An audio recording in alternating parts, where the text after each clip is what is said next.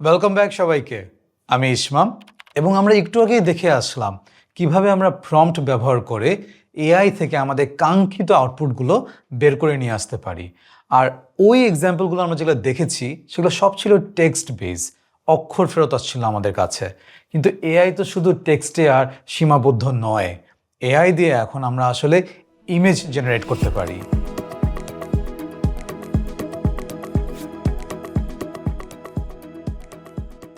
এখন image generate বলতে আমি আসলে কি বোঝাচ্ছি? এই ইমেজগুলো হচ্ছে একদম নতুন করে সে বানাচ্ছে।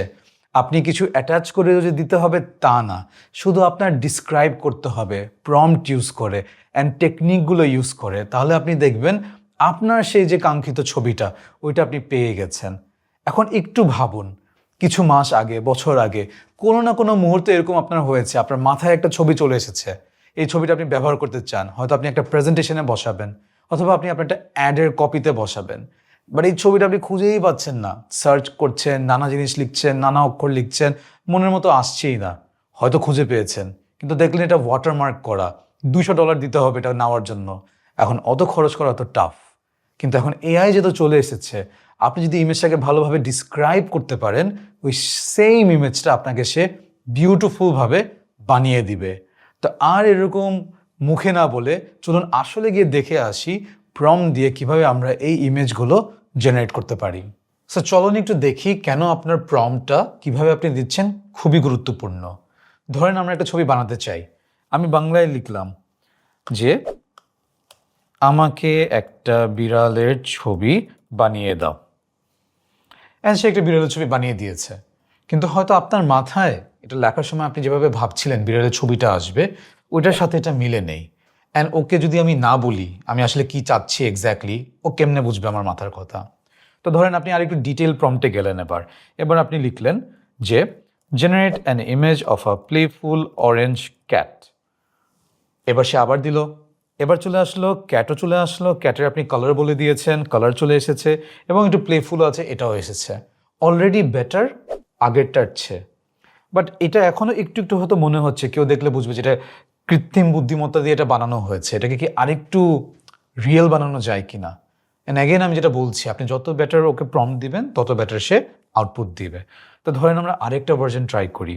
অ্যান্ড এবার বললাম generate an image of a playful orange cat chasing a red ball in a sunlit living room, photo realistic style.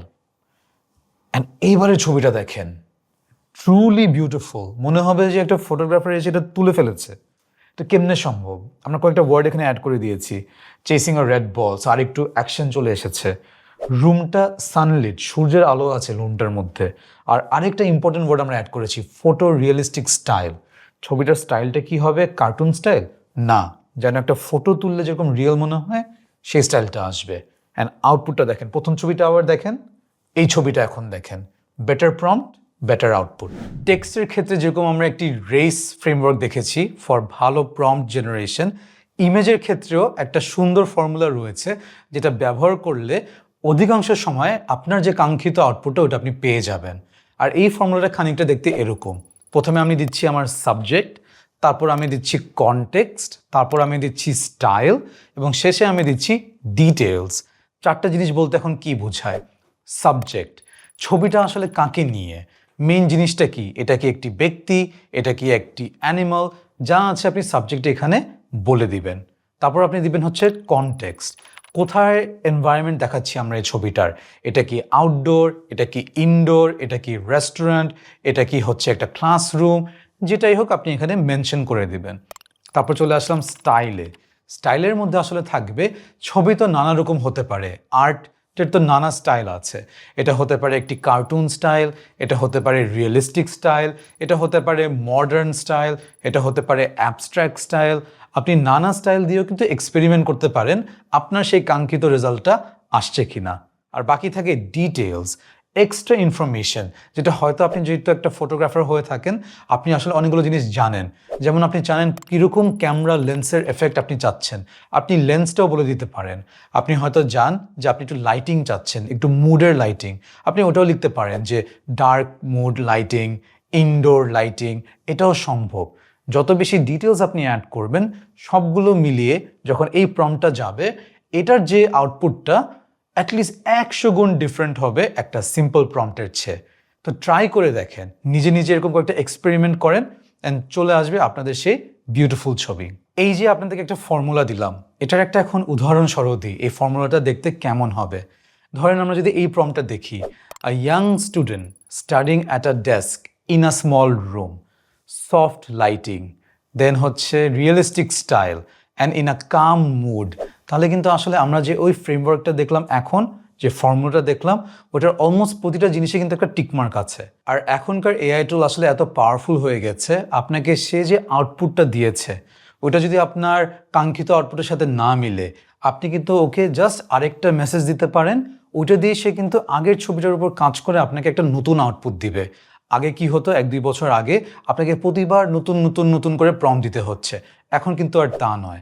ধরুন আপনার সে একটা ছবি বানিয়ে দিয়েছে, কিন্তু আপনার দেখে মনে হচ্ছে যে না, এটার কালার টোনটা আমার কাঙ্ক্ষিত কালার টোনের সাথে যাচ্ছে না, আপনি কিন্তু জাস্ট লিখতে পারেন ইউজ ওয়ার্মার কালার্স, এন্টার দিলে দেখা যাবে সেম ছবি কালার টোনটা বদলিয়ে দিয়েছে। অথবা আরেকটা এক্সাম্পল ভাবেন, আপনাকে একটা সে আউটপুট দিয়েছে কিন্তু ব্যাকগ্রাউন্ডে অনেক জিনিস, হয়তো অনেক গাড়ি, হয়তো অনেক গাছ, আপনি আরেকটু সিম্পল ভাবছিলেন, তো আপনি লিখে দিতে পারেন যে make the background simpler, that's it. এটা পরেই দেখবেন যে আউটপুটে ওই চেঞ্জগুলো কিন্তু অলরেডি চলে এসেছে। সো এখন জাস্ট ওই একবার আউটপুট আসবে, ওখানে কিন্তু আমরা আটকিয়ে নেই, আপনি কিন্তু এরকম ব্যাক অ্যান্ড ফোর্থ করে আপনার সেই কাঙ্ক্ষিত আউটপুটের কাছে চলে আসতে পারেন।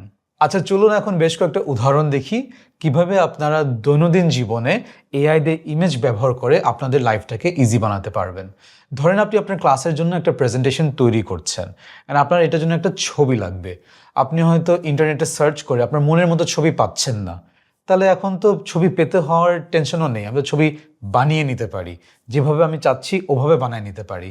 তো ধরেন আমি লিখলাম আ student reading a book, simple illustration style, suitable for a class presentation, and দেখেন এআই আপনাকে একটা ইমেজ বানিয়ে দিয়েছে। হয়তো আপনি এক্স্যাক্টলি যেভাবে ভাবছিলেন ওর চেয়ে হয়তো একটু বেশ কম আছে, বাট আপনি আবার এটাকে এডিট করতে পারেন, তাকে দিয়ে আবার বানাতে পারেন। ও কিন্তু কখনো বলবো না যে আমি আর বানাবো না, আমি এখন টায়ার্ড, ও কিন্তু বানিয়ে দিবে। সো এইটা আমাদের একটা বেস্ট ইউটিলাইজেশন এই জায়গাটার। এবং ধরেন এই ক্লাস ছাড়াও আপনি আরেকটা জিনিস চিন্তা করেন, হয়তো আপনি একটা সোশ্যাল মিডিয়া পেজ চালাচ্ছেন, অথবা আপনি কোনো একটা ফ্রিল্যান্স কাজ করছেন, আপনাকে একটা সোশ্যাল মিডিয়ার পোস্ট বানাতে হবে, ওটার জন্য কিন্তু আপনি এআই ইউজ এখন করতে পারবেন। আমরা দেখি এক্সাম্পলটা। আমরা চাচ্ছি একটা background image, confident person standing with a positive expression, minimal background, motivational mood. তো আমি বেশ কয়েকটা জিনিস ওকে বলে দিয়েছি যে ও কোথায় দাঁড়িয়ে আছে, সে কীরকম এক্সপ্রেশন দিচ্ছে, ওভারঅল এনভায়রনমেন্টটা কেমন, এবং দেখেন আমি খুব এক্স্যাক্টলি একটা বিউটিফুল ছবি এটার জন্য পেয়ে গেছি। আমি এআইকে দিয়ে কিছু টেক্সট আপাতত লিখালাম না, মাঝে মধ্যে একটু দেখা যায় এখানে ওর বেশ কম হয়, বাট আমার তো বেসটা তৈরি হয়ে গেছে। আমি এখন এটার মধ্যে খুব ইজিলি কিছু টেক্সট অ্যাড করতে পারি, কোনো লোগো অ্যাড করতে পারি, বাকি কাজ আমি করে ফেলতে পারি। ডিফিকাল্ট কাজটা, ছবিটাকে সোর্স করা, খুঁজে বের করা বা ছবিটা তোলা, তিনটার একটাও আমার করতে হলো না। এটাই সেই পাওয়ার। আমরা অনেক কিছু শিখে ফেললাম এই ভিডিওটিতে।